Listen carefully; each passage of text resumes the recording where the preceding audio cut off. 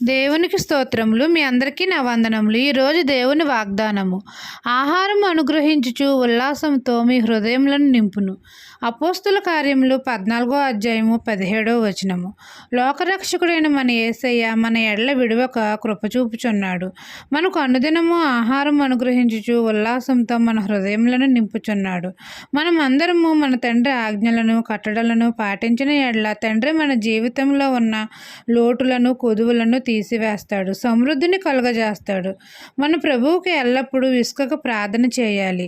అప్పుడు తండ్రి మనకు అనేకమైన మేలులు చేసి మన హృదయములను తృప్తిపరుస్తాడు. మెలకుగా ఉండి ప్రార్థన చేయాలి. మనకు మన కుటుంబాలకు ఏ లోటు రానివ్వకుండా ఆకలైన వేళలో మనకు ఆహారం అనుగ్రహిస్తాడు. మనకు ఆరోగ్యమును బలమును దయచేస్తాడు. మన అందరికీ అనుదినము ఆహారం అనుగ్రహించి ఉల్లాసంతో మన హృదయములను నింపుతాడు. మన అందరికీ సంతోషాన్ని ఆనందాన్ని కలుగజేస్తాడు, దీవెనలు ఇస్తాడు.